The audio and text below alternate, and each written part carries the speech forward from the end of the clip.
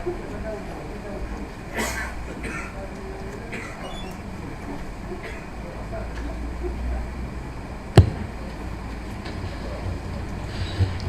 salli ala sayyidina Muhammad wa ala ali sayyidina Muhammad. A'udzu billahi minasyaitonir rajim. Bismillahirrahmanirrahim. Alhamdulillahi rabbil alamin, wassalatu wassalamu ala sayyidil mursalin wa ala alihi wa sahbihi ajma'in. Rabbi syrah li sadri wa yassir li amri wahlul 'uqdatam min lisani yafqahu qawli. Subhanaka la ilma lana illa ma 'allamtana innaka antal alimul hakim. Wala hawla wala quwwata illa billahil aliyyil azim. Kitab Hidayatus Sibyan, muka surat 14, bahagian keempat daripada atas. Muka surat 14, bahagian keempat daripada atas.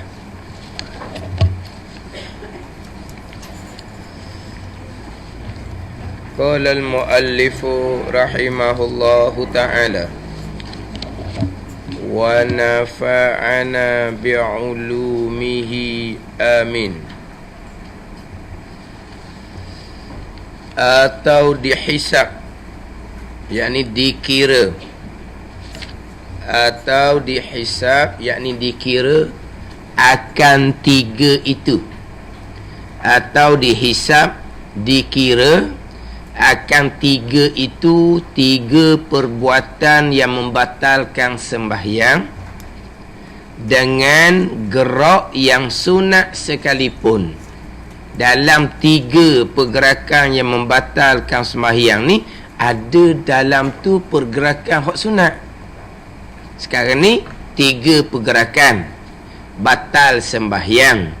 Dalam tiga tu dihisap, dikira juga, masuk juga dalam bilangan tiga itu dengan gerak yang sunat sekalipun. Demikianlah kata dihisab akan tiga itu, tiga gerak, tiga perbuatan yang membatalkan sembahyang dengan gerak yang sunat. Barang yang berkata akan dia akan demikian Allamah Ibn Hajar Al-Haytami. Mana contoh dihisab, dikira tiga gerak itu, tiga gerak yang membatalkan sembahyang dengan gerak yang sunat, bilang juga gerak sunat tu. Mana contohnya? Seperti dua gerak yang sunat. Dua daripada tiga gerak tadi tu, dua gerak yang sunat. Dan satu gerak yang lainnya, satu je gerak hak bukan hak sunat. Jadi tiga, jumlahnya tiga. Ayat tu baca molek tau. Seperti hak kata dihisab, dikira tiga gerak yang membatalkan sembahyang itu, dikira juga dengan gerak yang sunat. Mana contoh? Seperti dua gerak yang sunat dan satu gerak yang lainnya yang tak sunat. Jadi tiga. Kau baca guna tu. Jadi tiga. Rumi buat guna, dia ada buat koma-koma ke dah? Dah. Maknanya dua gerak yang sunat dan satu gerak yang lainnya jadi gitu. Tak ada koma-koma. Jadi sekarang ni tiga gerak, dua gerak yang sunat, satu gerak yang lain. Mana hak tak sunat lah. Hak ni hak gerak, hak ni hak makruh ni, hak tak sunat ni. Dua tu sunat. Jadi tiga. Jumlahnya tiga juga. Hukumnya maka batal sembahyang dengan yang tersebut itu. Mana dalam kitab-kitab buat misal dua gerak yang sunat tu. Mana dua gerak yang sunat? Contohnya bergerak dua tangan ketika takbiratul ihram. Ni dua gerak yang sunat. Dan satu gerak yang tak sunat mana contohnya? Bergerak kepala, tunduk ke ataupun apa? Lenggok ke? Sekarang ni dua. Ni sunat ni. Yang mana angkat tangan ketika takbiratul ihram, ini sunat ijma' ulama. Ijma' ulama. Dalam sembahyang ni hak sunat-sunat ni, hak ijma' ulama payah nak jumpa. Tapi angkat tangan ketika takbiratul ihram ijma' ulama. Bahkan ada juga ulama kata wajib angkat tangan ketika takbiratul ihram. Pandangan Daud Zahiri, pandangan Imam Auza'i mengatakan angkat tangan pada masa takbiratul ihram bukan sunat, wajib. 50 orang sahabat yang meriwayatkan Nabi angkat tangan ketika takbiratul ihram. Dalam 50 tu pula 10 sahabat wajib syurga. Cerita juga 10 tu masuk dalam 50 tu. Ni payah nak jumpa lah ni. Angkat tangan ketika takbiratul ihram ijma' ulama. Kita angkat tangan masa nak rokok, angkat tangan masa nak iktidal, mazhab Syafi'i dengan mazhab Hambali. Maliki Hanafi tak sunat dah sudah akad-akad lah. Angkat tangan ketika bangkit dari tasyahud, mazhab Syafi'i saja hak sunat. Hambali, Hanafi, Maliki tak ada. Angkat tangan pada masa takbiratul ihram ijma' ulama. Daud Zahiri, Imam Auza'i dak kata sunat dibubuh wajib. Bubuh wajib. Nak ceritanya angkat tangan tu sunat tu angkat tangan tu. Tapi di masa angkat tangan dia pun tunduk kepala, dia lenggok kepala. Berapa jadi jumlah? 3. Mana 3? Ni 2. Ni 1. Batal sembahyang. Jadi gerak sunat pun bilang juga dalam jumlah 3 pergerakan yang membatalkan sembahyang. Sekarang ni 3 pergerakan yang membatalkan sembahyang. Sekarang ni angkat tangan 2 kali tu dia panggil perbuatan sembahyang. Perbuatan sembahyang ni pada ni kerjaan sembahyang ni angkat tangan kan. Perbuatan yang bukan perbuatan sembahyang yang digerakkan kepala tu, tu ada disunatkan dalam sembahyang. Gerak kepala. Ada dalam sembahyang sunat gerak kepala. Itu bukan perbuatan sembahyang. Hak tu saja hak bukan perbuatan sembahyang. Hak 2 ni perbuatan sembahyang. Tapi dia campur juga, dihisap juga, dikira juga. 3 hak membatalkan sembahyang ni termasuk gerak yang sunat. Ni gerak yang sunat ni. Bukan 1 gerak sunat, 2 gerak yang bukan sunat, 2 gerak sunat. 1 je bukan gerak sunat. Dia himpun juga jadi jumlahnya 3. Batal juga semayang. Ni banyak dalam kitab-kitab duk cerita gini ni. Banyak dalam kitab-kitab. Kalau kitab Jawi kot, kitab Wisyahul Afrah, kitab Matla'in, kitab Kifayatul Muhtadi, kitab Sabila Muhtadi, cerita gitu belaka. Kitab Hidayatul Sibyang. Gimana? Sebab tu ada orang dia nak semayang berjemaah, dia cari kepala tu imam. Tu imam dah takbir lagi ni. Dia nak cari mana nak nampak kepala tu imam ni. Tu imam masa angkat tangan, kepala gerak ke dah? Gerak je, dia pun semayang seorang, tak niat sebagai makmum. Mana dia cari kan? Dia duduk belakang sikit kan, dah terlindung nak nampak kepala tu imam. Dia akan cari celah mana nak nampak. Nampak. Tu imam dah takbir lagi ni, dah takbir lagi. Tengok Allah, dia pun angkat tangan tu imam ni. Lepas tu Allahu Akbar. Gerak dah sekarang dah kepala tu imam. Dah tunduk ke, angkat ke, dah batal. Ikut dia lagi. Dia ikut dia. Dia pun tak takbir lagi, tak ada niat-niat pun lagi. Maka dia pun takbir, niatnya saja aku sembahyang fardu zuhur 4 rakaat kerana Allah. Niat makmum tak ada Sebab apa? Tu imam gerak kepala. Capur dengan ni angkat tangan ni 2. Capur gerak kepala 1, 3 jumlahnya. Maka batal sembahyang. Awak dah tahu mujur? Awak dah tahu mujur lah, awak dah tahu. Dia susahnya orang tahu, susahnya. Orang tak tahu mujur, orang tahu lebih sikit pun mujur. Dia gitu. Tak tahu hak kita buat tu batal, relax sudahlah. Baik tak tahu. Biar batal pun tak apa sebab tak tahu. Siapa tahu dia nak terima pahala dari akhirat, tak ada semayang. Tak ada semayang. Tapi senang gitu pula dah, pakau tak tahu je. Ni hak ramai. Hak ni hak ramai sejik-sejik hak di masjid ramai pesen ni kena. Tak tahu gitu. Tunggu dah dah kau tak imam je. Dia pun tak tahu hak dia tu betul tak betul. Dia tak tahu. Dia baca Fatihah betul tak Fatihah? Dia baca tasyahud betul tak tasyahud? Berasa berkali betul. Tak boleh gitu. Kena ada guru yang mengesahkan betul. Kita ngaji Fatihah sok mudah depan tu guru. Tu guru kata okey dah tu. Kita pun biasa dah baca tasyahud depan tu guru. Tu guru kata okey dah tu. Betul molek sikit lagi. Bukan kita rasa. Yang kita yang rasa. Rukun qauli ada 5 je. Takbir kita guru yang mengesahkan. Salam kita guru yang mengesahkan. Assalamualaikum. Jangan duduk Assalamualaikum. Assalamualaikum. Kalau beri salam kuat gitu siapa? Siapa yang beri salam kuat? Tu imam lah. Assalamualaikum. Assalamualaikum. Lepas tu gua ni tadilah. Kalau tak tahu senang.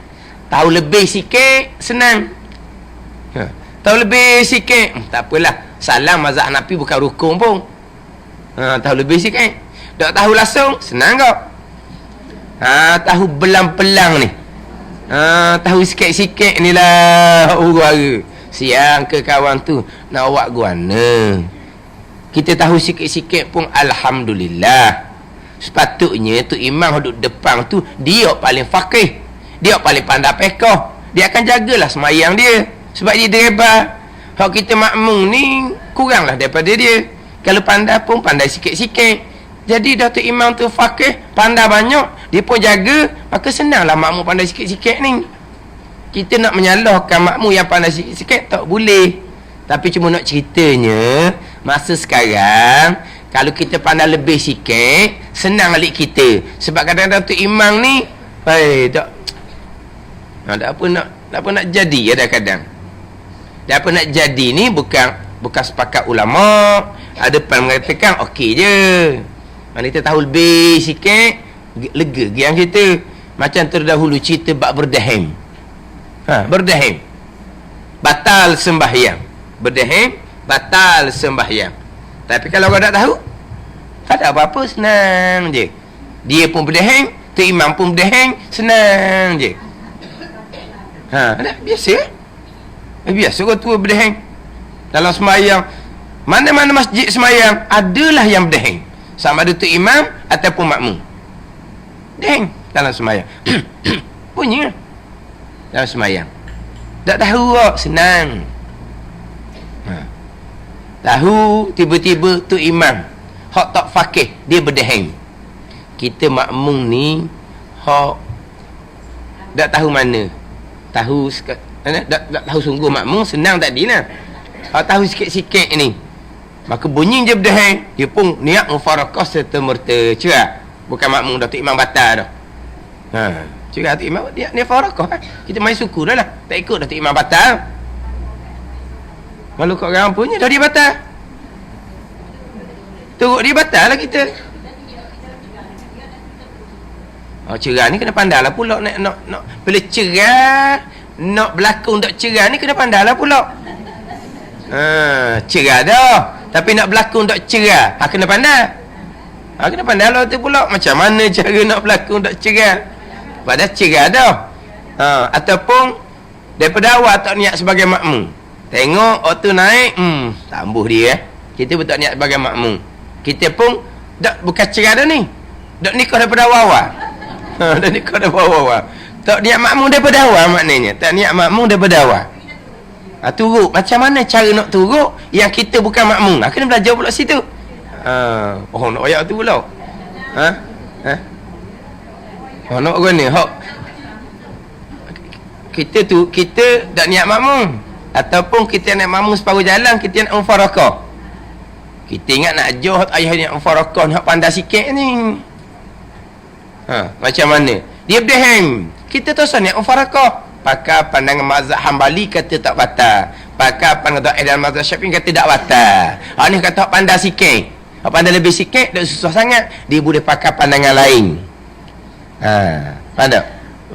Bukan mazhab lain lah, mazhab Hambali kita pakai pandangan dhaif dalam mazhab Syafi'i. Ada mazhab lain lagi. Pandangan dhaif dalam mazhab Syafi'i berdahim tidak membatalkan sembahyang. Okey. Mana kita tak payah niat mufarakah. Tapi nak ceritanya selesai dalam kitanya. Yang mana nyata tu imam tidak faqih, tidak pandai ilmu fiqh. Mana kalau kelayakan tak berapa nak luluh. Sebab apa dia dapat tauliah di imam? Sebab penemuduga hanya kira kepada qari saja. Baca sedap, okey awak jadi imam. Kalau sepatutnya penemuduga yang nak beri tauliah imam ni bukan hanya tanya bacaan. Kalaulah kita tengok dah dia punya pengajian dia, hafaz Al-Quran contohnya, tak payah tanya dah bab Quran kalau kira-kira. Dah dia hafaz Al-Quran, dia ada kan apa dia nak bertemu dia atau dia punya apa ni? CJ pengakuan pelajaran dia tu. Mana tengok dah situ dia hafal Al-Quran. Tak payah tanya dah bacaan Quran dia. Tanya hukum hakam. Hukum hakam semayang. Hukum hakam berjemaah. Hak paling besar lagi tanya sikit bab akidah dia, betul ke tak? Dia ngaji tak bab akidah? Hak tu sepatutnya tanya. Kita tengok dah dia latar belakang hafal Al-Quran. Lepas tu kita pun muskil pula. Dah hafal Al-Quran, takkan tak pandai bab semayang, takkan tak pandai bab akidah. Bab semayang, bab akidah, ilmu lain pula nak kena ngaji. Dah dia hafal Al-Quran, takkan tak ngaji fiqh tauhid, fiqh dengan pegangan. Tanya molek dia ngaji ke tak? Lepas tu kata kena temuduga dia ngaji ke tak? Apa tempat hafal Al-Quran tak ngaji ke fiqh dengan tauhid? Kita kalau nak atur anak kita tempat hafal Quran, kita kena selidik lah ni. Kena selidik. Ilmu fiqh situ macam mana? Ilmu tauhid situ macam mana? Sebab sekarang ni tempat hafaz Al-Quran tumbuh macam cendawan. Ada tempat okey dalam bab ilmu, ada tempat tak okey dalam bab ilmu. Hak iman yang berdehem-dehem di masjid-masjid Terengganu kita ni hafal Quran mereka tu. Tapi tengok cara semayang, hayat semayang, tak mengaji. Tak belajar. Ni kena cekemak lah pula. Sebab tadilah tempat hafaz Al-Quran ni tumbuh macam cendawan. Ada yang berkelayakan, yang menubuhkan tempat hafaz, ada yang menjadi satu kerjaya sahaja, tidak berkelayakan sebenarnya. Ada ni. Kena kita ni pula kena apa? Kena selidiklah dulu. Nak atau anak cucu kita kena selidik dulu. Mana pengajian di situ? Kena. Jadi kita nak ajar saat ni macam mana hak kita boleh ikut. Tapi makna situ dak apa nak sedap tu. Macam sebut tadi, sepatutnya penemuduga tanya bab hukum fiqh. Biar panjang lebar sikit, tengok, tanya dia. Apakah syarat bagi rukun niat? Tanya dia. Kemudian niat imam, niat makmum ni apa hukum? Imam dalam takbir niat imam, apa hukum? Makmum dalam takbir niat makmum, apa hukum? Kena tanya molek lah, temuduga. Gimana kita? Makmum, niat makmum dalam takbir ihram, saja aku semayang fardu zuhur makmum kerana Allah, apa hukum kita niat makmum? Ni nak tanya ni temuduga, nak dia tu imam ni, nak bagi tauliah tu imam ni lah. Siapa? Nak bagi tauliah tu imam ni. Tak jawab dah dia tu imam serabuk ni. Sekarang dalam niat semayang, hak wajibnya qasa, ta'arud, ta'ayyun. Tu wajib. Saja aku semayang fardu zuhur, atau wajib. Dah. Kemudian kita niat makmum dalam takbir ihram, apa hukum? Jawapan dia tak masa orang. Apa hukum? Niat imam apa hukum? Niat makmum apa hukum? Tak boleh royak ni, nak tanya ni, nak temuduga, mana boleh royak gitu. dalil soalan bocor, kena tanya betul lah. Ni contoh ni berlakon je ni. Contoh berlakon. Maknanya kita ni orang lelaki nak dia tu imam ni. Penemuga pun tanya. Okey, awak jadi tu imam, awak dalam tapi niat imam, apa hukum?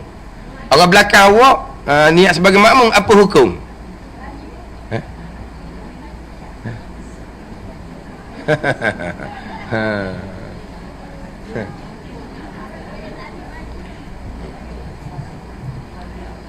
Oh ya. Ngaku lalu dah. Ngaku lalu dah. Dia ada sembahyang yang syarat sah dia berjemaah. Ada sembahyang yang berjemaah tu fadilah. Ada sembahyang yang mana nak sah sembahyang ni berjemaah syarat dia. Contoh Jumaat. Tu syarat sah dia berjemaah tu. Seorang boleh ke tak? Tak boleh.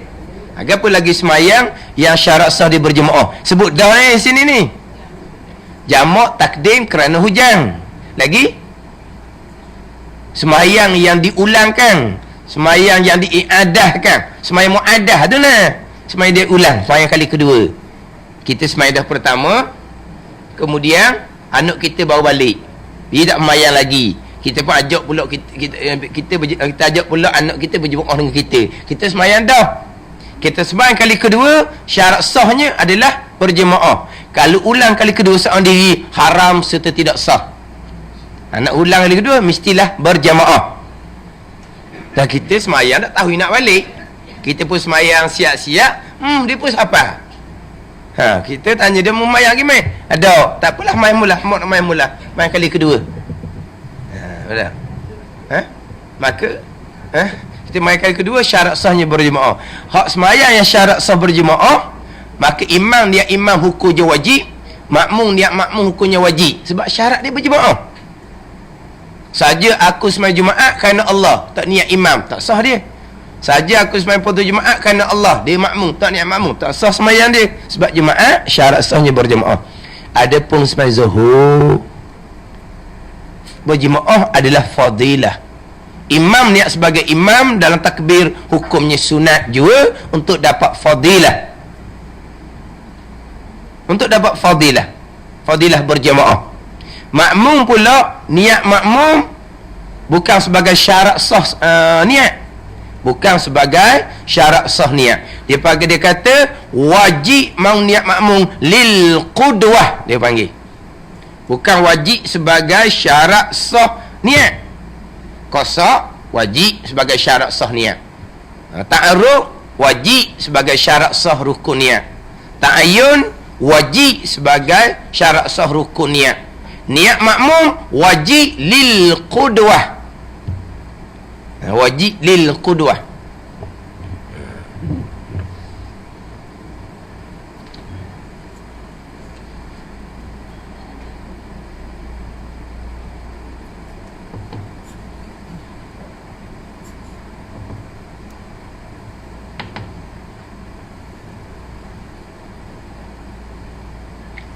Dipanggil wajib lil qudwah.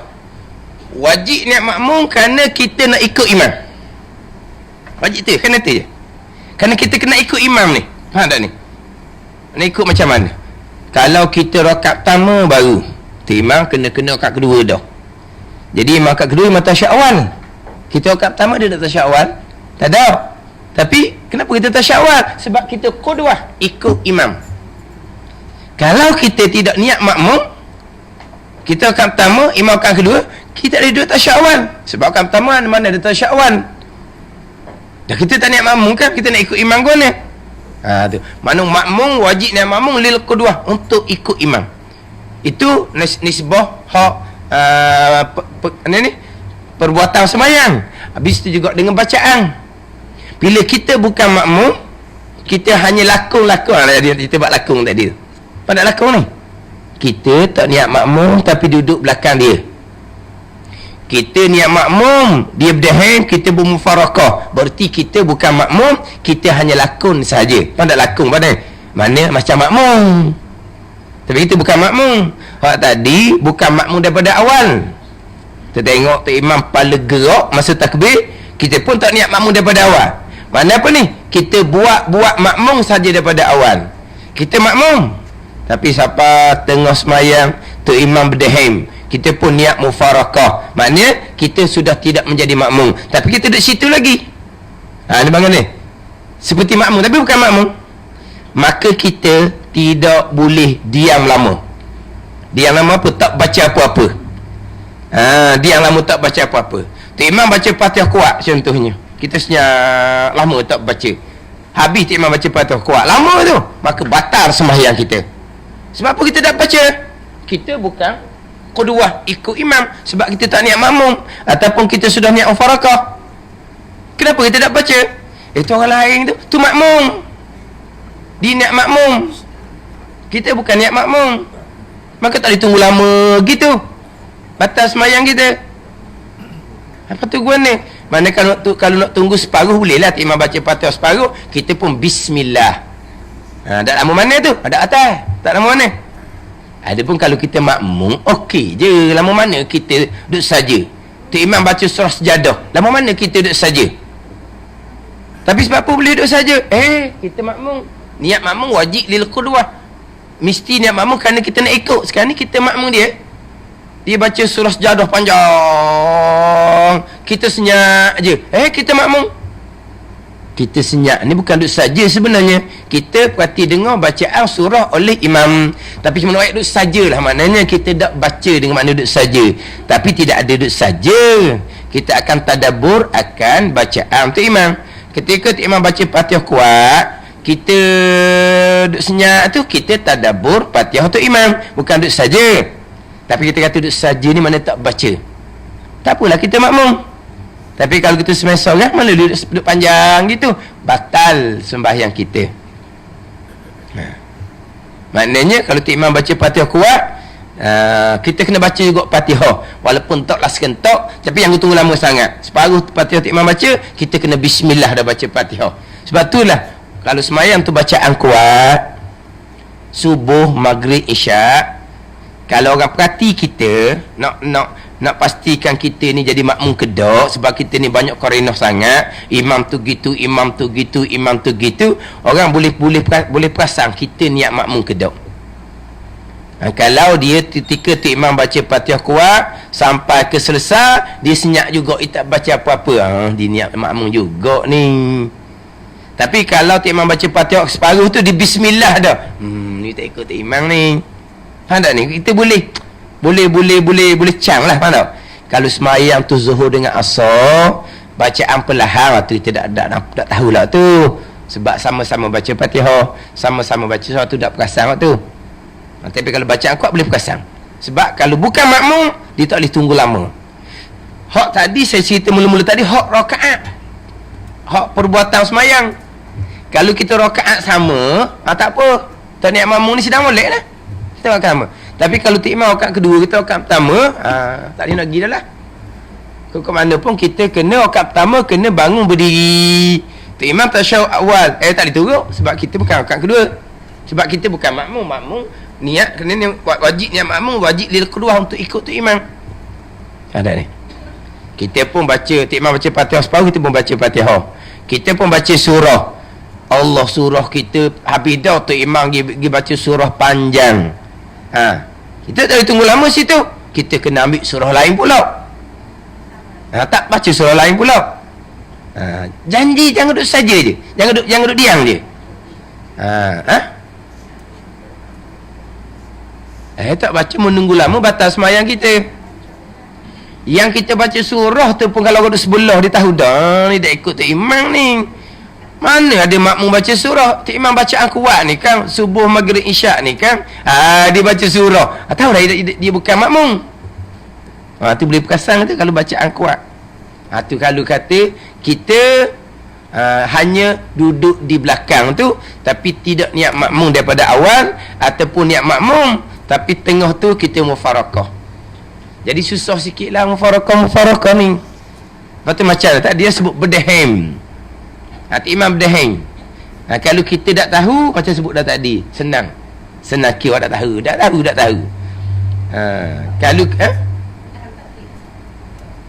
tahu kan tahu lebih sikit. Boleh juga ikut. Sebab apa? Pakar pandang kata tak batal. Kata hak tahu sikit-sikit ni susah ni. Timab daheng dia pun mufarakah. Timab daheng dia pun mufarakah. Gitu je lah. Tapi kita taklah nak menyalahkan hak makmum hak tahu sikit-sikit itu. Biasalah kita ni tak tahu banyak mana kitanya. Yang tu imam duduk depan yang pergi berdaheng tu buat apa? Tu imam tu nak kena piak. Ada? Nak kena piak pulah telinga tu imam. Apa mu tu imam mu dak ngaji fiqh ke? Berdaheng batal kan? Berdaheng batal bukan semua ulama kata batal. Pandangan mazhab Hambali kata tak batal. Dia ingat ke makmum mu pandai ke mazhab Hambali? Makmum tu pandai ke pandangan tu tak batal? Tapi bukan kerana tu imam tu pandai pandangan lain tu, dia tak ngaji fiqh.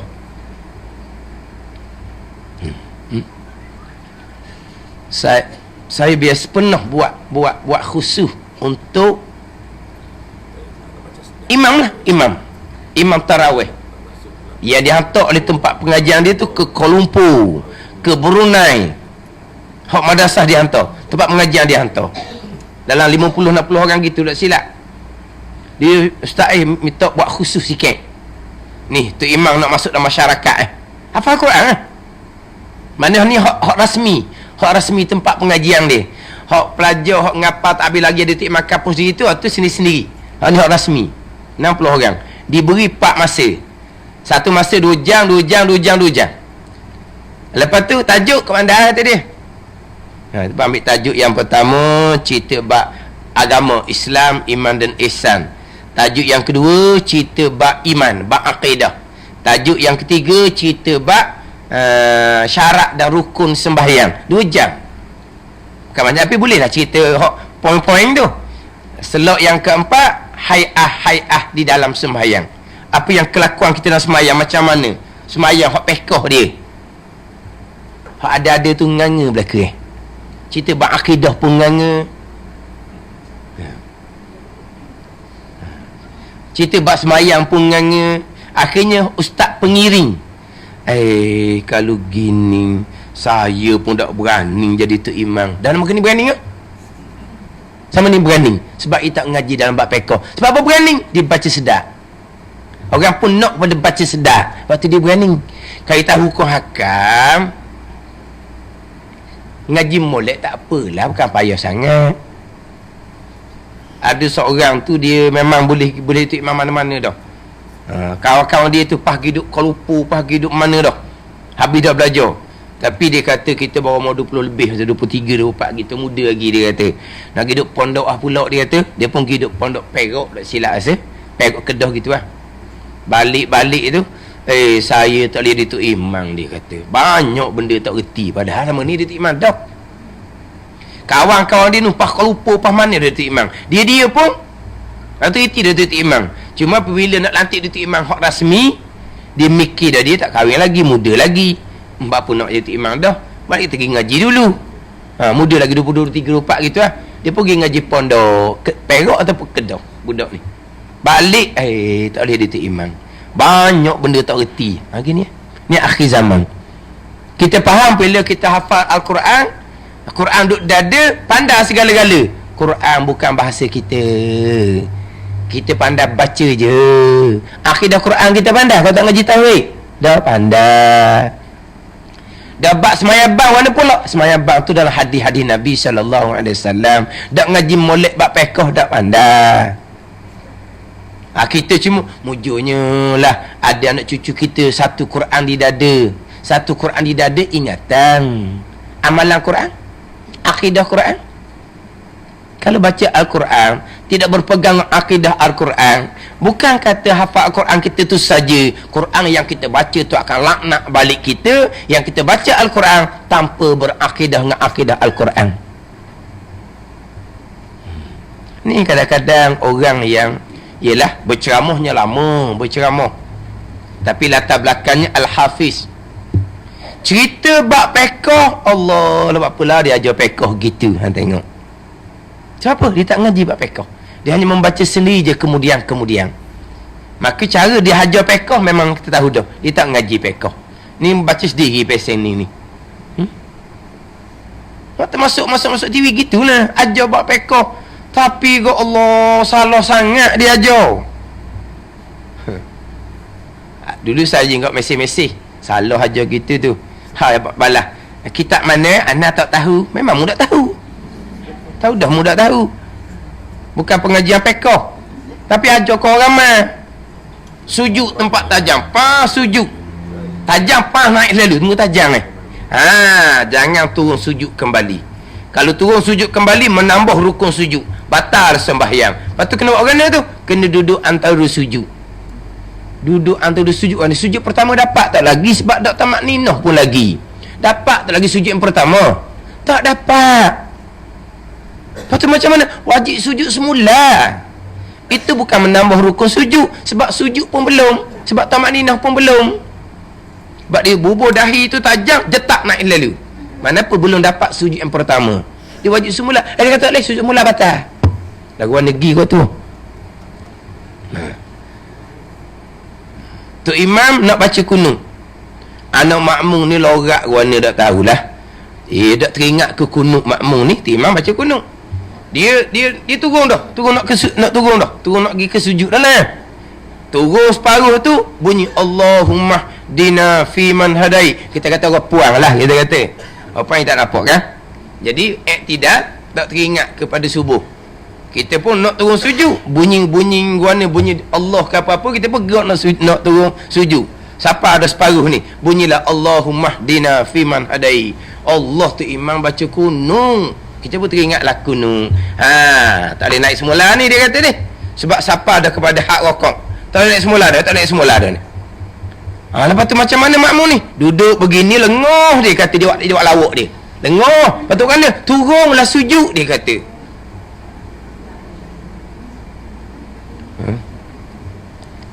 Walhal kalau tu imam sendiri, kalau semai seorang lupa kepada kunut, turun kepada sujud, selagi tidak sampai dahi ke latar, tak panggil sujud lagi kan, sunat kembali balik kepada diri untuk membaca kunut.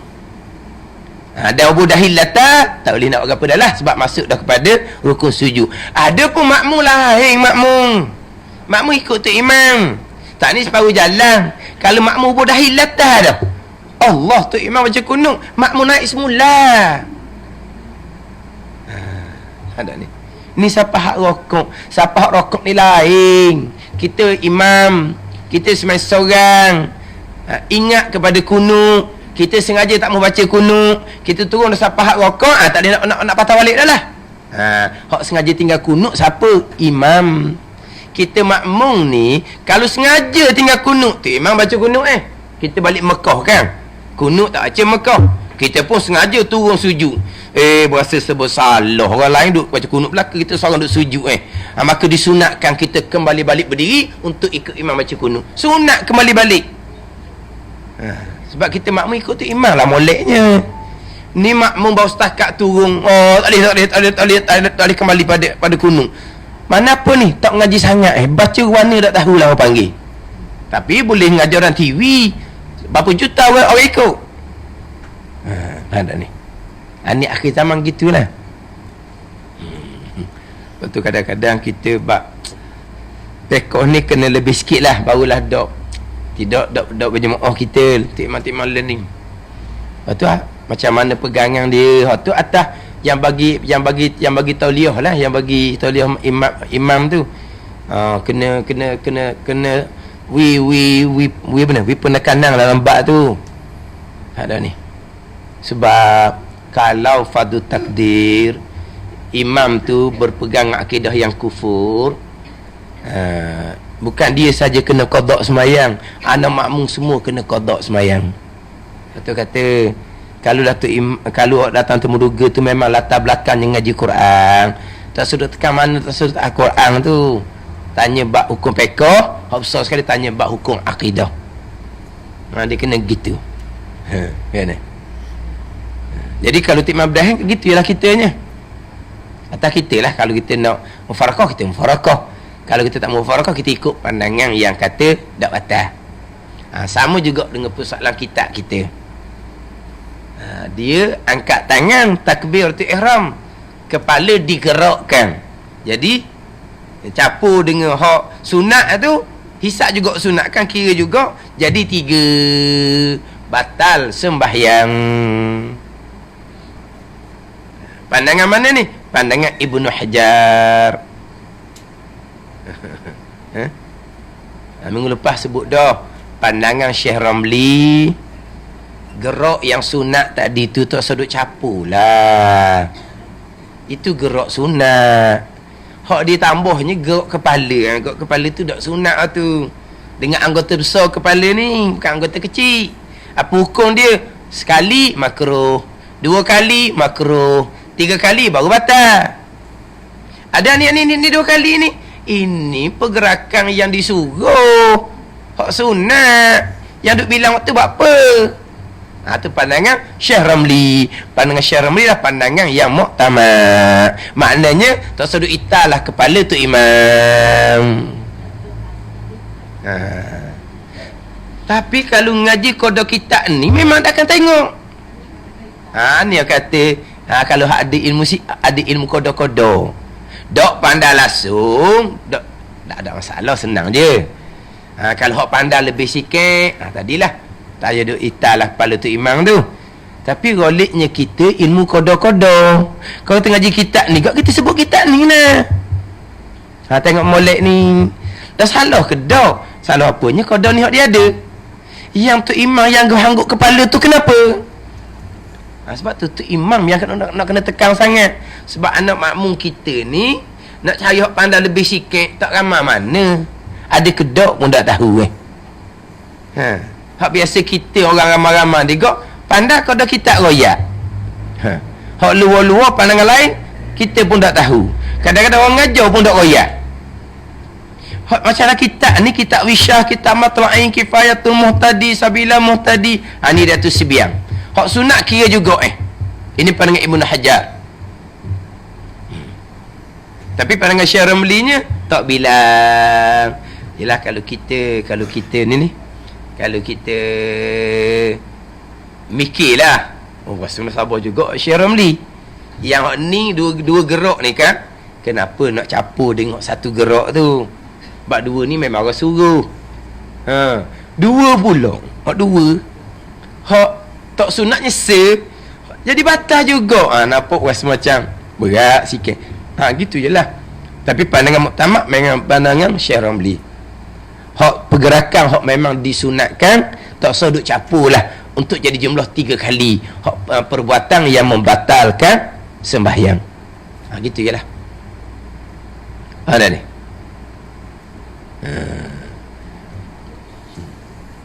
Tapi jangan buat lah masa nak takbir tu gok kepala. Buat apa kita nak gok kepala? Pandangan Syekh Ramli walaupun tak batal tetap makruh. 1 pergerakan, 2 pergerakan yang bukan disuruh dalam sembahyang memanglah makruh. Yang kita misal kita contoh lah, dah kita nak sembahyang, kita nak sembahyang kan, nak sembahyang, kita nak tengok mana mula-mula. Ni hari ni tanya saja ni, kira temuduga dia tu imam ni. Kita nak sembahyang, kita nak tengok mana mula-mula sebelum takbir. Tengok ke sebelah, tengok ke sebelah, gitu. Atau ada tengok ke belakang, apa dia buat kerja dah tahu. Tu imam dia suruh orang betul sah. Yang kita duk sibuk orang tak apa-apa dah, secara lah kitanya kita bukan tu imam, duk diam je. Cuma kita duk diam ni, di mana kau yang kita sunat dulu nak tengok? Mana? Kita bukan tengok tempat sujud. Kita disunatkan tengok tempat kita nak semayang. Tempat kita nak semayang. Manakah tempat semayang? Dulu ayat dah, mana tempat semayang? Mana dia panggil tempat semayang? Tempat yang kena di tubuh dan pakaian kita. Itu tempat semayang. Dulu cerita dah kan? Baru lagi ni. Jangan dah ingat gitu. Hak muskat 13 kita dulu sebelum masuk perkara membatalkan semayang tu. Tanbihun bermula tempat semayang, iaitu tempat yang bersentuh dengan dia orang yang semayang pada ketika berdiri dan rokok dan duduknya dan sujudnya, atau bersentuh dengan dia oleh pakaiannya. Itu tempat semayang. Baru je muka surat sebelah je. Sebelum masuk tajuk batas semayang. Baru sebulan barunya. Tak mutalaah ke? Mana kita orang ngaji tu balik rumah pakai sipang gitu je. Minggu depan nak mari tengok Allah cari pula. Takut tukar hari bubuh beg lain-lain. Ni beg hari Ahad, hari Senin, Selasa. Gitu. Ada pula je ni berak nampak. Seminggu tu dalam tu belaka dia kata. Ada macam-macam. Mana kalau kitab tu kuliah maghrib, cuti sebulan di bulan Ramadan, maknanya lepas raya ni baru cari kitab tu duduk mana? Oh, berat kita. Jadi tempat semayang termasuk tempat yang bersentuh dengan oleh pakaian. Kalau contoh orang puan tempat semayang di luar, baju semayang dia tu kembang. Orang lelaki dia pakai seluar pula. Tempat semayang dia dekat sepik je. Kadang-kadang tengah perut tu tak apa lagi dia kalau ada tak cicak. Sebab dia sujud, baju dia tak ada turun ke bawah. Tapi kalau puan masa sujud, baju semayang tu pakai mana tu? Luar tu kan. Itu tempat semayang belaka tu. Sebelum semayang kita cek tu tengok takut ada tak cicak ke tepi-tepi sejadah, tengok dulu. Tengok tempat semayang kita, takut ada najis, takut ada benda yang menghalang kita nak rokok, nak menghalang kita nak sujud. Akan sujudkan ni sakak ni kita betul dulu. Dalam semayang kita tak buat gapo-gapo dah. Tak mau kata nak sujud betul barang. Oh saning apa dak tolak barang tu dulu, dak perasan. Tu tengok dulu semua semayang. Mana kita apabila kita takbir je, tak ada masalah dah kita ni. Tak ada benda dah kita. Ada masalah dah. Kalau baju semayang kita kembang pun, kita tengok dah tepi-tepi tu tak ada cicak pun tepi-tepi. Ada masalah dah kita je. Tak sedap mikir dah tu. Ni kalau dak perhati molek, tepi tu nampak tak cicak ni. Baju semayang ni kena peluk sikit ni. Jadi banyak kerja dah jadinya. Tapi kita sebelum semayang kita tengok belakang dah. Okey, clear. Masa semayang dah percaya dah duk mikir dah gapo kat bawah tu.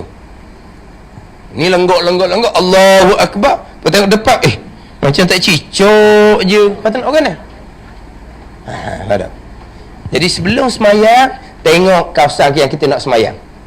Biar tak ada apa-apa gangguan dah. Lepas tu barulah tengok tempat sujud.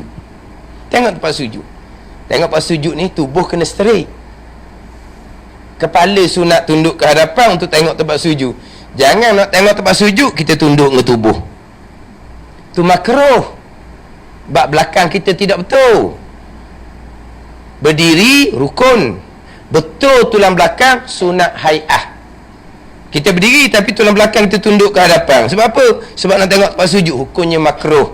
Tulang belakang kena tegak. Nak tengok tempat sujud, kepala kena tunduk. Tunduk kepala saja, bukan tundukkan tubuh. Ada orang tua di semayang, dia tengok tempat sujud. Belakang hai'ah, sunat hai'ah. Tegak tulang belakang. Tunduk tulang belakang, hukumnya makruh. Tengok tempat sujud. Sebelum takbir ni, bila takbir Allahu Akbar, tak gerak dah. Ada ni. Tak ada timbul lah gerak kepala. Ni dak lenggok Allahu Akbar. Bagi tunduk. Ada juga tunduk molek tempat sujud. Allahu Akbar. Dia akak kepala dia. Jadi 3 tu. Kan nak kira pandangan Syekh Ibn Hajar ni. Ada. Saya buat ni memang kalau nak perhati kepala orang ramai-ramai tu, kepala orang ramai-ramai semai tak suruh ni jangan buat. Memang macam-macam kepala tu. Hak tunduk pun ada, hak angkat kepala pun ada. Jadi 3 dah tu. Tapi problemnya tu imam pun ada juga pasien tu. Kepala digerakkan. Ketika bergerak 2 tangan, angkat takbiratul ihram. Ada ni. Tak ada. Kenapa lagi kita nak gerakkan kepala? Sekarang kita mata tengok tempat sujud sebelum daripada takbir. Bila kita takbir, apa perlu lagi kita nak gerakkan kepala? Kalau masa takbir kita tengok ke hadapan, Allahu Akbar, kita pun tengok tempat sujud, tergerak orang panggil. Walha kita kepala tengok dah tempat sujud sebelum daripada kita takbiratul ihram. Kemudian hak berkaitan dengan takbiratul ihram, kita angkat tangan, memang okeylah kita angkat tangan, memang di masa yang disunatkan angkat tangan. Yang kita nak kena jaganya adalah ketika nak rokok dengan ketika rokok kembali pada i'tidal, dan juga tasyahud awal bangkit kepada rakaat yang ketiga. Kita disunat angkat tangan juga tu, tapi kita kena pastikan kita angkat tangan di masa dia. Masa mana kita disunatkan angkat tangan? Ketika takbiratul ihram, kita angkat tangan. Kita betul orang kita angkat tangan memanglah ketika takbir. Cuma kadang-kadang orang kita ni dia angkat tangan dulu siap-siap. Angkat tangan takbirnya belum. Angkat betul dulu ni barulah dia Allahu Akbar. Ada kat gitu. Ada ni? Kan dia sekarang dia nak takbir. Dia angkat dulu siap-siap. Allahu Akbar. Ada yang Allah tu tangan duduk bawah lagi. Allahu Akbar. Ada yang angkat dulu. Angkat dulu baru takbir. Itu mazhab Hanafi. Itu mazhab Hanafi. Angkat dulu baru takbir. Itu mazhab Hanafi. Kabbara summa rafa'a yadaih. Takbir oleh Nabi sallallahu alaihi wasallam. Rafa'a yadaih summa kabbar. Itu mazhab Hanafi. Rafa'a yadaihi summa kabbar. Summa kabbara. Mengangkat oleh Nabi SAW akan dua tangan, summa kabbara. Semua takbir oleh Nabi angkat dulu. Itu hadis yang dipakai dalam mazhab Hanafi. Hadis yang dipakai dalam mazhab Syafi'i kitanya hadis Wa'id bin Hijir mengatakan bahawa kabbara summa rafa'a yadaih. Nabi takbir dulu, kemudian Nabi angkat tangan. Maknanya masa takbir tangan duduk bawah. Allah. Gitu itu hadis yang dipakai dalam mazhab Syafi'i kita. Mazhab Syafi'i ke mazhab Hambali ke, takbir dulu barulah angkat tangan. Mazhab Hanafi dipakai hadis sahabat menceritakan bahawa Nabi sallallahu alaihi wasallam rafa'a yadaihi, mengangkat oleh Nabi akan dua tangannya, summa kabbara, kemudian Nabi pun bertakbir Allahu Akbar. Ada hadis belaka. Ada ni. Mana tapi kita bermazhab Syafi'i kan. Kita tangan duduk bawah dulu. Allahu Akbar, kita angkat tangan. Itu ketika takbiratul ihram. Kemudian ketika nak rokok i'tidal, bangun tasyahud awal, kita nak pastikan angkat kita tu betul dengan masa. Kemudian tangannya macam mana. Kita tak masuk lagi sunat hay'ah dah. Takbir kita ni tangannya macam mana. Tangan kita macam mana. Orang ajar angkat tangan takbir ni macam-macam ni. Kita disunatkan angkat tangan. Angkat tu satu sunat. Bila kita angkat, mula angkat tangan di bawah, Allahu Akbar. Bar sudah molek sampai di dada. Kita angkat masa kita takbir tangan di bawah, Allahu Akbar. Jadi angkat kita dengan sudah kita tu dua sunat kita dapat. Kalau angkat dulu tak dapat sunat lah mazhab Syafi'i kita, sebab kita angkat cepat. Tapi mazhab Hanafi sunat gitu. Kita mazhab Syafi'i tak sunat gitu. Kita mula angkat takbir dulu, Allah, mana seketok tu. Kemudian bar ni sudah molek sampai dada. Jangan bar tangan duduk separuh lagi, tak ada hak. Berakhirnya takbir sudah molek dengan tangan sampai dada. Tu sunat lain pula. Kemudian tangan disunatkan terbuka. Terbuka tangan. Kemudian terbuka. Kemudian jari disunatkan cerai yang sedikit. Jangan rapat mazhab Hambali. Rapat tangan tu mazhab, rapat jari itu mazhab Hambali. Betul? Rafa'a yadaihi maddan. Nabi angkat tangan ni rapat. Kita nak cerai. Cerai ni jangan banyak, sikit je. Kemudian tapak dengan perut jari ni kiblat. Kiblat. Faham? Dan tangan kita ni sunat imalah, condong ke hadapan sedikit. Jangan straight. Ni straight orang panggil. Ni condong ke hadapan sedikit. Sunat imalah dia panggil. Pasal tak ni? Angkat satu sunat. Bila angkat tangan duduk bawah Allah, baru kita angkat tangan sapas dada. Tangan kita buka, jari cerai yang sedikit, kemudian perut, tapak tangan, perut jari qiblah. Kemudian imalah, condong ke hadapan sedikit. Ini semua dipanggil sunnatun mustaqillah, sunat asing-asing. Kita menyalahi sunat-sunat yang asing-asing ni hukumnya makruh. Ada ni. Menghadap qiblah, condong ke hadapan sedikit.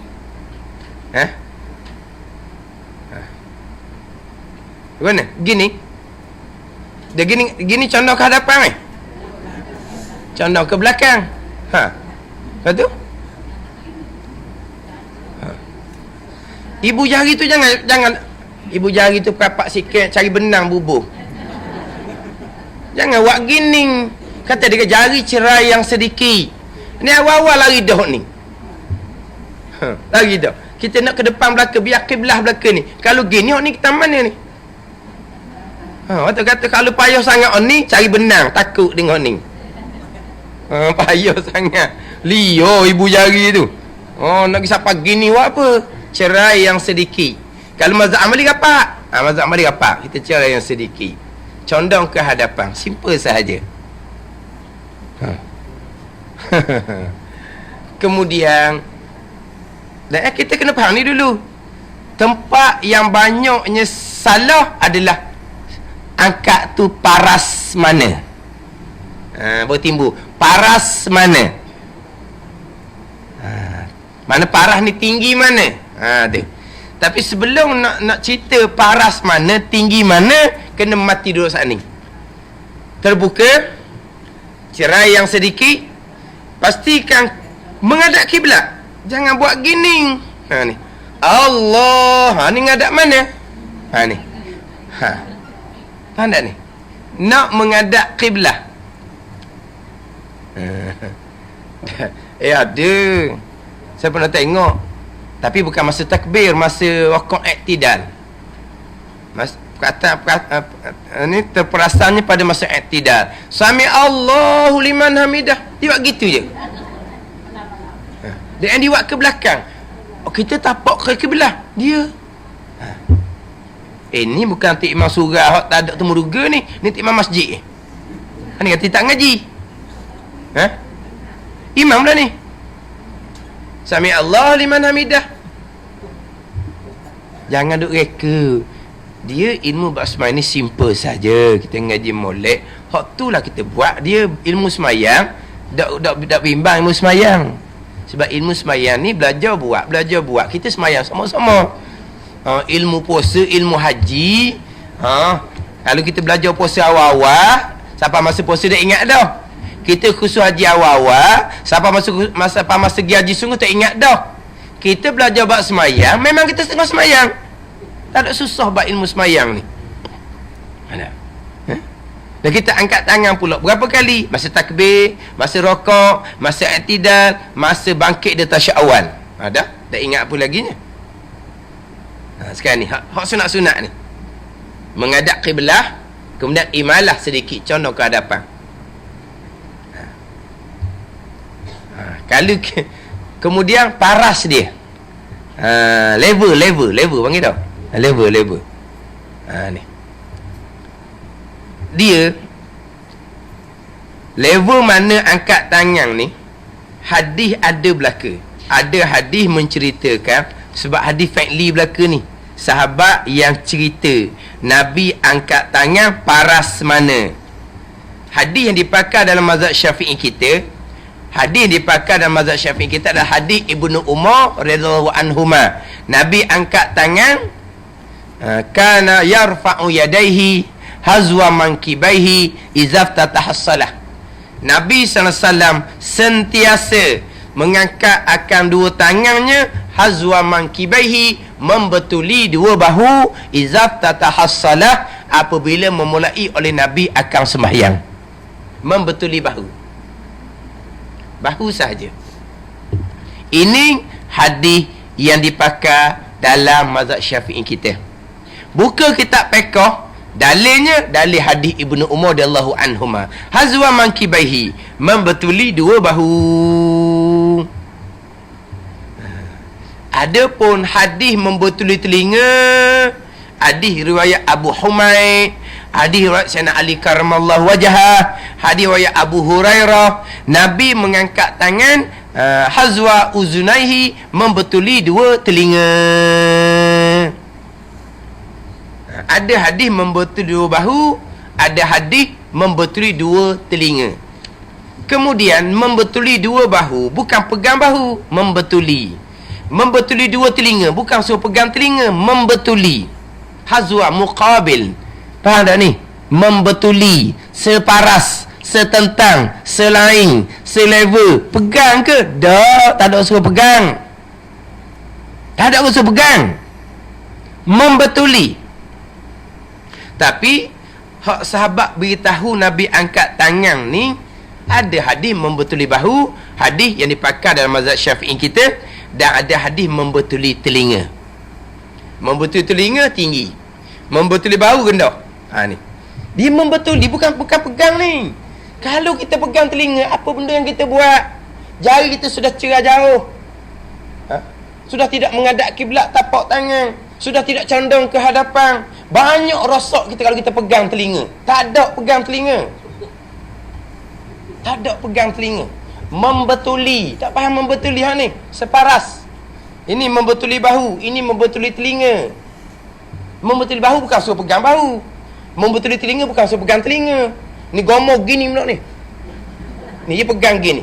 Cuba nak tanya. Tak, dia buka dah tangan, dah. Dia cerah sedikit jari, dah. Berapa dah sunat hilang, makruh belaka tu. Jadi menghadap dak kiblat ni, dah dalam hidup pegang gini. Dari condong dak ke hadapan, dak condong ni dak gomor gini. Tak ada tu. Minta maaf lah, memang tak ada. Gomor telinga, setengah telinga tak ada. Tak ada. Membetuli. Ni membetuli telinga. Membetuli bahu. Ni membetuli telinga. Tinggi, membetuli. Dua hadis ni, mazhab Hanafi, biasa mana mazhab Hanafi? Hak membetuli telinga, orang lelaki. Hadis membetuli bahu, orang perempuan sebab lebih tertutup. Itu mazhab Hanafi. Mazhab Hambali ku pandailah. Sebab ada hadis belaka. Membetuli telinga pun tak apa, membetuli bahu pun tak apa. Sebab apa ada hadis belaka. Tapi dalam mazhab Syafi'i kita adalah membetuli bahu. Cuma pandangan Imam Nawawi. Pandangan Imam Nawawi masih lagi pakai hadis membetuli bahu. Hadis hak dalil hak Imam Syafi'i kita pakai. Tapi pandangan Imam Nawawi ni, dia walaupun dipakai hadis bahu, tetapi dia masih lagi ambil juga hadis telinga. Dia ambil juga hadis telinga. Sebab sahabat ada cerita hadis telinga. Maka Nawawi dihimpung dua hadis. Mana apa ni? Dia dalil masih lagi dalil membetuli bahu. Tapi dia bagi sikit, dia angkat ke atas sikit. Tapak membetuli bahu, ibu jari membetuli telinga, cipin telinga di bawah, jari telunjuk membetuli cipin telinga di atas. Jangan rendah sangat, tak ada habuang telinga. Jangan tinggi sangat, hak bahu tak ada. Kita dalil mazhab Syafi'i membetuli bahu. Jadi untuk bahu, tapak. Untuk telinga, jari. Membetuli. Tapak membetuli bahu, jari membetuli telinga. Tiba-tiba dia ambil, dia pegang sini. Mana tapak membetuli bahu? Mana tapak membetuli bahu mana? Itu dalil mazhab Syafi'i kita, mana tapak membetuli bahu? Tu salah sangat-sangat tu. Tak ada. Dia mazhab Hanafi membetuli telinga, orang lelaki, orang perempuan membetuli bahu. Tapi pandangan Imam Nawawi ni diangkat sikit. Tapak membetuli bahu, jari membetuli telinga. Jangan tinggi sangat, tak ada untuk bahu. Jangan rendah sangat, tak ada untuk telinga dengan jari. Itu hak pandangan Imam Nawawi. Pandangan Imam Syafi'i membetuli bahu je. Pandangan Imam Syafi'i membetuli bahu saja. Tapi pandangan Imam Nawawi, hadis telinga tu diambil juga. Maka tangan ni angkat sedikit. Bahu ada bahu, tapak. Lepas tu hadis kata telinga, jari. Ini pandangan Imam Nawawi. Ini pandangan muktamad dalam mazhab Syafi'i dan pandangan juga dipakai dalam mazhab Maliki. Itu paras dia. Tapi jangan lupa sunat-sunat tadi. Buka jari cerai yang sedikit, menghadap kiblat, kemudian condong ke hadapan sedikit. Ni orang puang kadang-kadang tangan duduk dalam wajah main. Allah. Ni gini benda Sungguh dia masuk dalam ni gini. Nak tanya, menghadap kiblat ke tak? Tak ada menghadap kiblat, maka makruh. Buka ke tak? Tak buka, jadi bolok gomor dengan nak kira lah.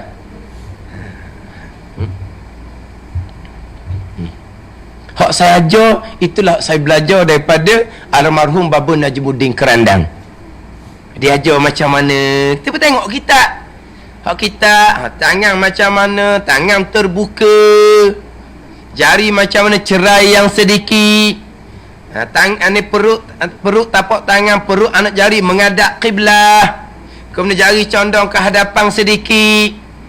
Kemudian tinggi mana, tapak membetuli bahu, jari membetuli telinga. Kalau tinggi sangat, mana bahu?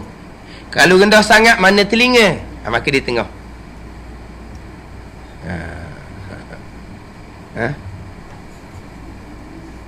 Ni masih lagi nak kita ke belakang semacam ni. Bukan lagi ke belakang ni. Condong ke hadapan. Jangan duduk ke belakang situ. Kerasang nampak raya tu. Kena pergi nguruk dulu. Kena pergi nguruk. Betul? Sama lah. Maknanya jangan rendah sangat. Tak ada jari membetuli telinga. Jangan tinggi sangat. Tak ada tapak membetuli bahu. Tambah kalau perempuan ni tinggi sangat, dia akan terbuka, bukan tertutup. Kita nak perempuan ni tertutup sedikit. Sebab tu mazhab Hanafi, perempuan bahu sahaja. Membetuli telinga barulah orang lelaki. Kita mazhab Syafi'i tak. Tapak membetuli bahu, jari membetuli telinga. Orang nak buat. Tapak mana tapak membetuli bahu? Tapak menghadap kiblat. Mai tak ni duduk gini nak kiblat kan gitu. Ni kiblat. Lepas tu sebelum saya cerita hak paras ni level mana, saya cerita dulu tangan macam mana. Tangan macam mana? Yang pertama, tangan dalam keadaan terbuka. Jari cerai sedikit, jangan cerai luas, jangan rapat. Cerai yang sedikit. Kemudian ada kitab dia kata perut tapak tangan, perut anak jari. Dia banyak perut ni, bukan perut hok boceh ni je. Perut tapak tangan, perut jari menghadap kiblah. Ni menghadap kiblah.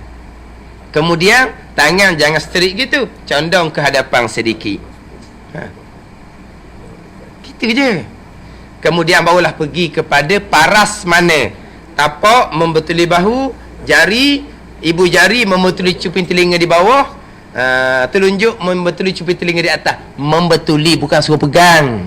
Membetuli. Tapi ingat baik, dalil mazhab Syafi'i adalah hazwa mankibaihi izaf tatahassalah. Nabi angkat tangan membetuli dua bahu. Cuma pandangan Imam Nawawi ialah masih lagi dipakai membetuli dua bahu. Tapi kenapa tinggi sedikit tu? Sebab untuk membetuli telinga oleh jari pula. Itu pandangan Imam Nawawi. Itu yang dipakai dalam mazhab Syafi'i kita sekarang. Ini pandangan muktamad dalam mazhab Syafi'i. Tapi pandangan Imam Syafi'i sendiri hanya membetuli bahu sahaja. Tidak ada untuk membetul telinga tidak ada hak dalam kitab bagi Imam Nawawi Syafi'i kita sendiri. Hak angkat tinggi sedikit itu supaya jari membetul telinga adalah pandangan Imam Nawawi. Akhirnya kita angkat ke atas, tak ada dah bahunya, kita pergi gomor ke telinga. Itu bukan.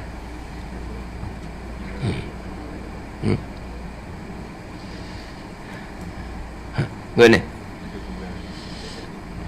Dan ni nak cerita berkaitan ni bila angkat tangan pada masa rokok dan i'tidal, bila angkat tangan ketika bangkit di tasyawal.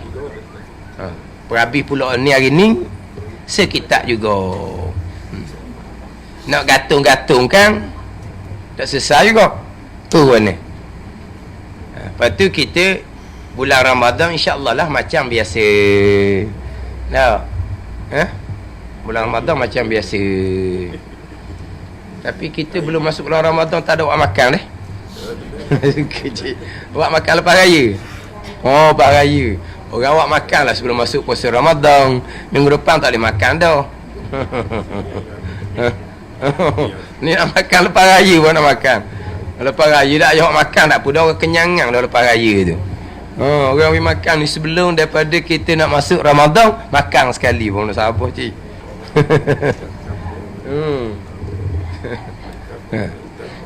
Jadi kita kila Tuhan ni alhamdulillah lah tak tergendala dengan Ramadan. Kita belajar ni kalau ilmu fardu ain seperti 70 fardu di bulan yang lain. Kalau kita belajar ni hak sunat-sunat seperti pahala fardu, kan gitu kan. Hak sunat seperti kita menunaikan satu fardu. Hak fardu seperti kita menunaikan 70 fardu pada bulan yang lain. Kita belajar fiqh ni tak lari daripada hak wajib dan hak sunat. Kita belajar perkara-perkara sunat hai'ah, hukumnya sunat. Mana wajib sunat lah kita ni. Kalau ilmu ni hak wajib, seperti kita belajar ilmu wajib 70 kali di bulan yang lain. Itu lebih belajar bulan Ramadan pahala. Tapi kita bulan Ramadan kalau maghrib ke batal kelah. Tak ada lah kelah fardu ainnya. Tutup. Sebab apa? Sebab kita kata nantilah lepas daripada raya kita sambung belajar. Boleh berhenti seumpama tu jikalau kita fardu ain clear beres dah. Tu atas masing-masing. Kalau fardu ain kita dalam ngaji lagi, dalam ulang-ulang lagi, tak selesai lagi, kita berhenti je belajar, malaikat akan catat dosa meninggalkan belajar ilmu fardu ain. Meninggalkan belajar ilmu fardu ain dosa besar. Malaikat catat pula di bulan Ramadan. Amal-amal kita sunat-sunat nak buh mana kau? Kalau malaikat catat dosa besar, kata belajar ilmu fardu ain. Tapi kita alhamdulillah lah duha kita boleh belajar macam biasa bulan Ramadan. Ya. Ni atas masing-masing. Kalau kita tu ngaji lama dah, bab akidah pun beres dah, selesai, bab fiqh fardu ain pun selesai, bab tasawuf fardu ain pun selesai, kita nak berhenti bulan Ramadan, bukan kata berhenti bulan Ramadan, berhenti sama-sama pun tak salah dah kitanya. Tapi kita nak belajar juga walaupun kita lepas dah pun. Tapi cuma nak cerita, kalau kita tak selesai lagi, kita berhenti, berarti kita berhenti daripada belajar ilmu fardu ain. Berdosa lah kitanya bulan Ramadan pun. Gimana? Tapi kita duha alhamdulillah lah. Kita duha ni mana kalau lah duha sekali je cuti. Sekali je cuti.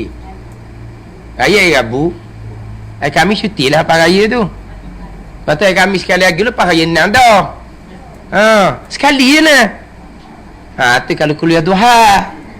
Kalau kuliah maghrib lepas raya 6, dia nanti dulu, nanti lepas 15 Syawal. Sebab apa? Dah dia lama dah berhenti ngaji. Jadi dia panggil apa? Jadi biu. Jadi macam payah nak bengah semula. Malah jadi. Dah sebulan lebih dah tak ada kelas. Lepas tu kita duduk mana pula tahu dah bulan lebih dah tak ngaji. Aku tak tahu ke mana lalu. Tu kelebihan duha kita. Duha pun panjang, masa lebih sikit kena banding maghrib. Kan. Tapi setengah tempat duha satu perkara yang pelik.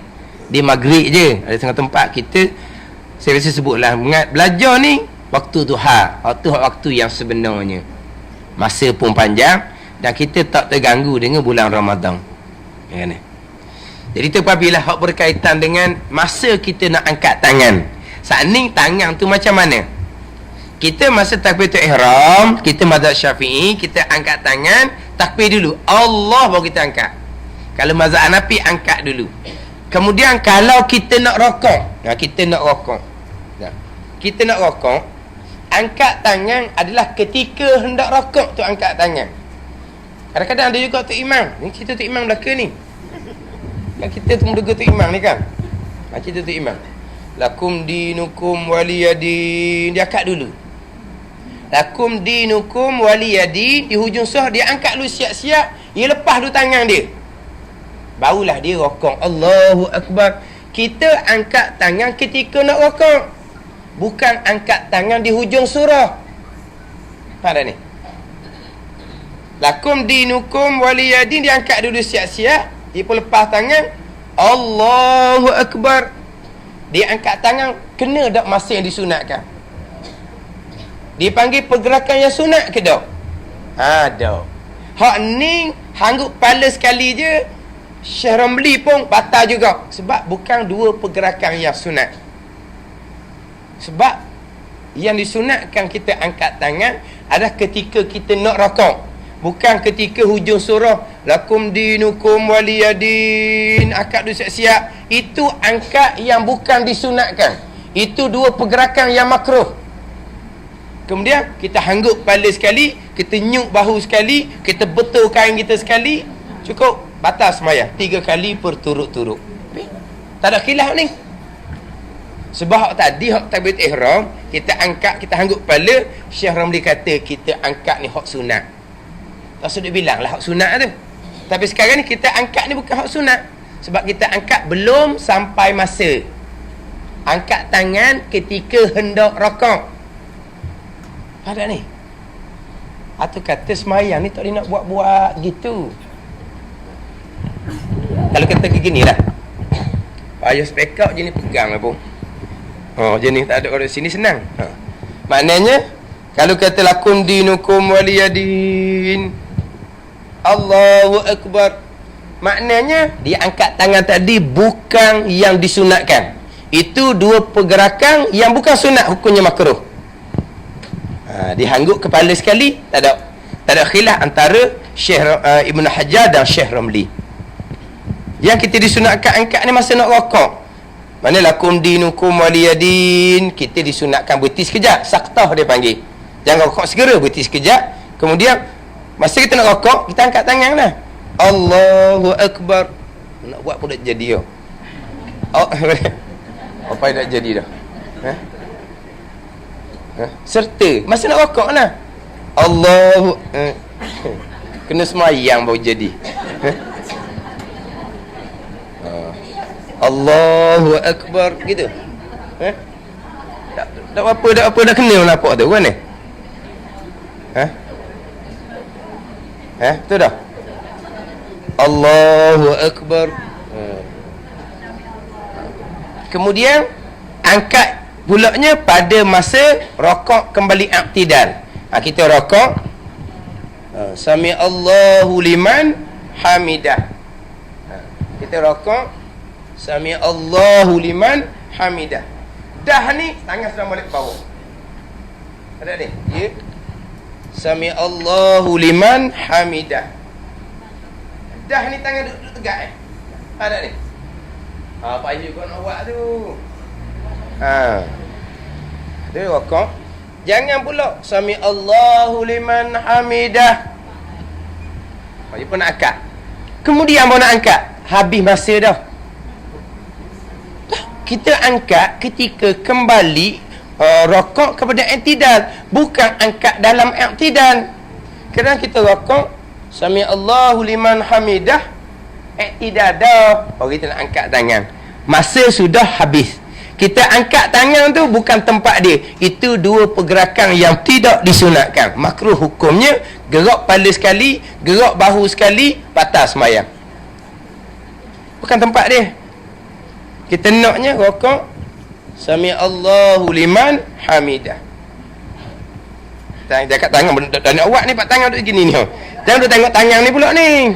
Mana tangan ustaz cerah jauh. Lepas tu dak ngadak kiblat dah pegang speaker ni. Nak orang ni. Dah pegang speaker. Tu kata kalau ada speaker baju ni senang sikit nak buat. Saat ni nak buat, nak rokok saat ni pun buat sekekok. Sebab tengah sembahyang tak je pegang speaker ke ni. Sembahyang kadang-kadang jenis khakoh sini. Allah payahnya lah kata. Duduk sini. Kadang-kadang duduk sini okey lagi. Kadang-kadang dia masuk sini, duduk depan ni. Allah sakok rasa. Dah. Jadi Allahu Akbar. Sami Allahu liman hamidah. Biar masa dia. Begitu juga kita bangun dia tasyahud awal. Tasyahud awal. Kita tasyahud awal kan. Kita nak bangun Allah, kita tekan rata. Allahu Akbar. Jangan kita tegak dulu barulah angkat tangan. Lepas masa dah. Itu bukan dua pergerakan yang disunatkan. Sebab masa dia sudah lepas. Maknanya kita lepas kita tekan tangan, kita naik, itu kita terus angkat tangan. Ketika bangkit dari tasyahud awal. Jangan tegak orang ketiga barulah angkat tangan selu-selu habis masa dah. Tidak disunatkan. Kan?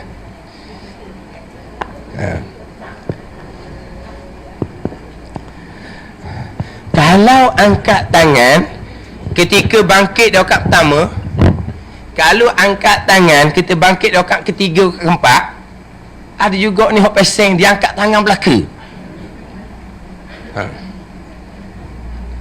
Yang sunat angkat tangan mazhab Syafi'i, mazhab Hanbali tidak sunat, mazhab Hanafi tidak sunat, mazhab Maliki tidak sunat adalah ketika bangkit daripada tasyahud awal. Rakaat pertama bangkit rakaat kedua, rakaat yang ketiga bangkit rakaat keempat, tidak disunatkan angkat tangan. Kita angkat dua pergerakan yang tidak disunatkan, makruh. Kita hanggup pala sekali jadi tiga. Hal tu tak ada khilaf antara Ibn Hajar dan Syekh Ramli. Faham tak? Kemudian selaginya yang saya biasa sebut adalah biasa saya sebutnya adalah selepas daripada imam beri salam. Ini saya sebut acak kali dah ni. Selepas daripada imam beri salam, selepas ada imam beri salam, kita bangun tambah rakaat. Sebab dipanggil kita ni masbuk sembahyang. Ada bukan masbuk rakaat ni, bukan bab Fatihah ni. Dia panggil kita masbuk sembahyang. Imam beri salam, kita kena tambah rakaat. Lepas imam beri salam, kita kena bangun tambah rakaat. Kita sunat dah angkat tangan sebelum bertangan dada. Ada keadaan yang disunatkan angkat tangan, ada keadaan yang tidak disunatkan angkat tangan. Ingat tak? Mana? Hak mana yang disunatkan angkat tangan selepas imam beri salam? Kita bangun tambah rakaat. Hak mana yang disunatkan angkat tangan?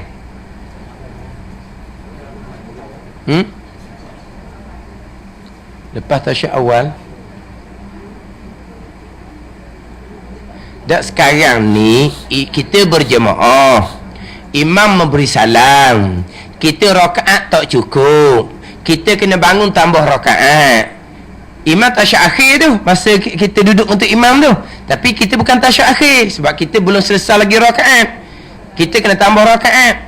Masa kita bangun daripada duduk tu, duduk tasyahud tu lah, ikut imam tasyahud akhir tu, kita bangun, sunat dah sunat angkat tangan.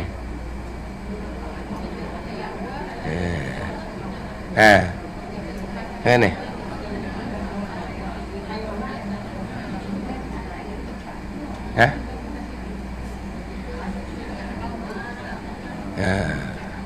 Kalaulah kita duduk tu memang tasyahud akhir bagi imam dan kebetulan tasyahud awal bagi kita, dengan bahawa imam rakaat keempat, kita rakaat kedua. Imam rakaat ketiga maghrib tasyahud akhir, kita rakaat kedua maghrib tasyahud awal. Faham tak ni? Jadi lepas imam beri salam, kita bangun, sunat kata Allahu Akbar dan sunat angkat tangan sebelum dada. Tetapi kalau imam rakaat yang keempat, kita rakaat yang ketiga. Imam rakaat yang keempat, kita rakaat yang pertama. Faham ni? Kalau imam rakaat keempat, kita rakaat ketiga, kena tambah lagi satu rakaat. Kalau imam kat keempat, kita rakaat pertama, kita lagi kena tambah 3 rakaat. Kalau imam kat keempat, kita rakaat ketiga, rakaat ketiga seorang dia ada tak duduk? Tidak ada kan? Tak ada. Tapi kita duduk kenapa? Kerana kita ikut imam yang tasyahud akhir. Maka kita baca ratiklah situ walaupun kita rakaat ketiga. Tapi sebenarnya untuk kita, rakaat ketiga bukan tempat duduk. Kalau rakaat kedua memanglah tempat duduk tasyahud awal. Kalau imam kat keempat, kita rakaat ketiga, kita kena duduk juga sebab kita ikut imam. Tapi duduk di rakaat ketiga bukan duduk kepunyaan kita, duduk kita hanya ikut imam. Faham tak ni? Kalau imam kat keempat, kita rakaat kedua, tak akan ikut imam, rakaat kedua dia duduk tasyahud awal. Hanya kebetulan imam tasyahud akhir rakaat keempat, kita tasyahud awal rakaat kedua. Maknanya kalau kita sembahyang seorang, rakaat kedua pun duduk juga. Hak duduk ni lah, lepas imam bersalam, kita bangun sunat angkat tangan sebelum tangan dada. Tapi kalau imam kat keempat, kita rakaat ketiga, duduk kat ketiga hanya semata-mata ikut imam, bukan tempat kita sebenarnya. Tapi memang kita kena duduk dan kita kena baca tasyahud sebab kita makmum. Lepas imam beri salam, kita tambah 1 rakaat, bangun, tak sunat kata Allahu Akbar. Kalau kata tak berdosa, tak batal sembahyang, tapi tak sunat. Bangun senyap-senyap dan tidak sunat angkat tangan. Hubungan dalil lalu. Kita angkat aja 2 pergerakan yang tidak disunatkan. Makruh, kita gerak kepala sekali, batal sembahyang. Kalau angkat yang tidak disunatkan. Gimana? Faham tak beza ni? Kita rakaat keempat, atau imam rakaat keempat, kita rakaat kedua. Kita kena tambah 2 rakaat. Kita duduk ni ikut imam, kita duduk ikut imam. Tapi sebenarnya duduk ni pun hak kita juga tasyahud awal. Imam kat keempat, kita rakaat ketiga. Rakaat ketiga kalau kita sembahyang seorang tak ada duduk. Tapi kita kena duduklah sini sebab kita makmum. Pada ni. Ikut imam. Lepas imam beri salam, kita kena bangkit daripada tempat duduk yang bukan hak kita sebenarnya. Asalnya bukan hak kita, tapi oleh kerana makmum, kita ikutlah imam. Maka duduk kita tu bukan hak kita. Jadi kita kembali balik pada berdiri, tak sunat kata Allahu Akbar dan tak sunat angkat tangan. Mana kita bangun slow, tak bunyi apa-apa, tak kata apa-apa, kita berdada lalu, jangan angkat tangan. Sebab apa? Angkat je tangan, itu 2 pergerakan yang tidak disunatkan, hukumnya makruh. Kita tambah sekali lagi gerak kepala, gerak bahu ke, batal sembahyang. Tak ada khilaf antara Ibnu Hajar dengan Syekh Ramli. Gimana? Faham hari ni? Tak apa, minggu depan kita tanya pula faham ke tak, ingat tak lagi. Kemudian kita cerita bab-bab gerak-gerak batal sembahyang ni, ini adalah mazhab Syafi'i. Jumhur kebanyakan mazhab yang lain, pergerakan yang banyak membatalkan sembahyang. Nak panggil banyak ni, dia bukan suka dengan 3 kali. Kita banyak, batal sembahyang. Perbuatan yang banyak, batal sembahyang. Tapi mazhab Syafi'i kita suka dengan 3. 3 banyak, batal. Mazhab Hambali banyak, tak suka dengan 3. Mazhab Hambali banyak, suka dengan uruf. Orang ramai panggil banyak, tak gerak 4 kali je. 4 kali tak banyak lagi, maka tak batal lagi. 6 kali, 7 kali, banyak dah tu, baru batal. Tu mazhab Hambali. Dia tak bubuh perbuatan banyak membatalkan semua dengan dobek, dengan sakat 3, tak syahadat. Dia sakat dengan uruf, pandangan ramai. Kalau gerak 3-4 kali tu dah banyak mana lagi tu. Ni banyak sampai 7-8 kali. Tu banyak tu baru batal. Itu mazhab Hambali. Mazhab Hanafi ni banyak ni kira gini, banyak. Orang tengok tu dia kata dok semayang dah tu. Joget dah tu baru batal. Itu mazhab Hanafi. Kalau orang tengok, nak kata semayang, gerak banyak sangat tu. Nak kata dok semayang, tak banyak lama-lama lagi gerak tu. Itu dia panggil sedikit lagi, tak batal lagi mazhab Hanafi. Sebab tu Mekah tak kira lah, dia kata anak lari dia kekejar anak dia, gambit anak dia, Dikira banyak tu macam mana? Tak mayang dah tu, berlomba dengan anak dah. Anak muslim semasjid ni kata riti dah baru dang ke dia. Tu barulah batal semayang. Dia perbuatan banyak batal semayang. Yang bezanya banyak mazhab Syafi'i bubuh 3 gerakan. Mazhab Hambali banyak bukan bubuh 3, bubuh kepada uruf.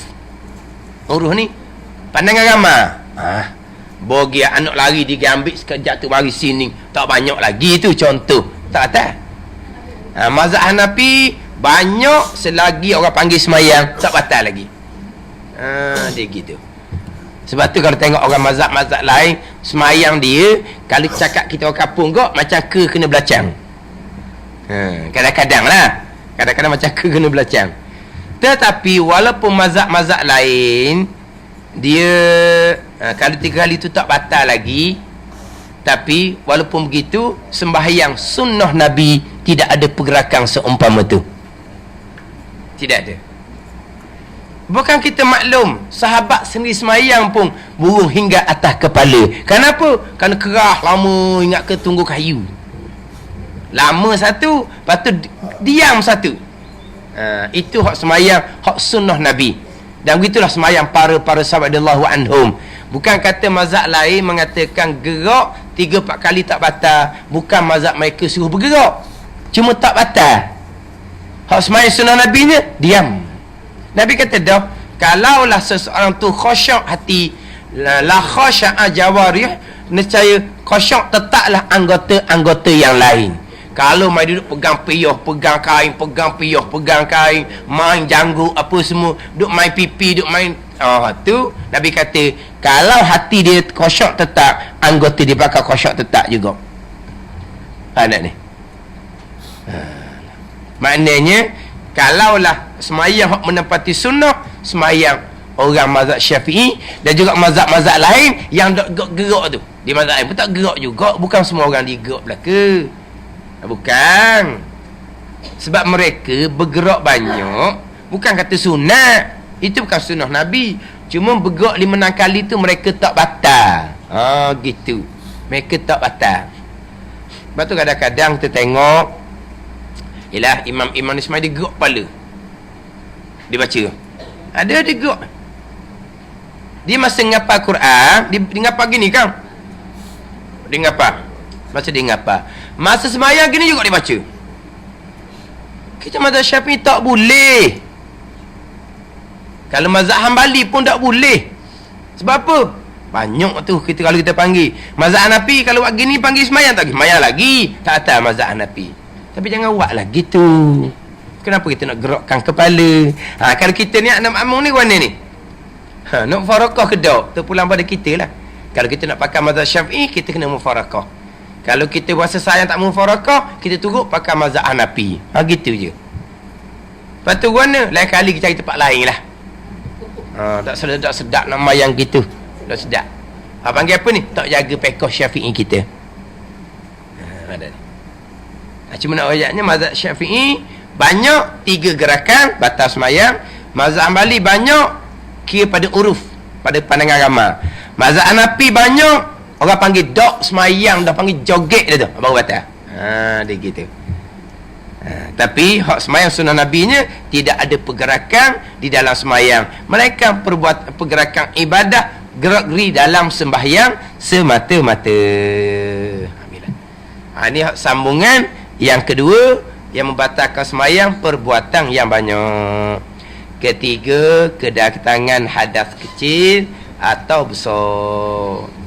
Wallahu a'lam. Bismillahirrahmanirrahim. Alhamdulillahirabbil alamin. Wassalatu wassalamu ala sayyidil mursalin wa ala alihi wa sahbihi ajma'in. Allahumma iftah alaina futuhal arifin. Allahumma allimna ilma akdamin wa fahimna famasabikin warzuqna riqat talibin. Allahumma zidna ilma wa alhiqna bis salihin. Wa sallallahu ala sayyidina Muhammadin wa ala alihi wa sahbihi wa sallam. Walhamdulillahi rabbil alamin.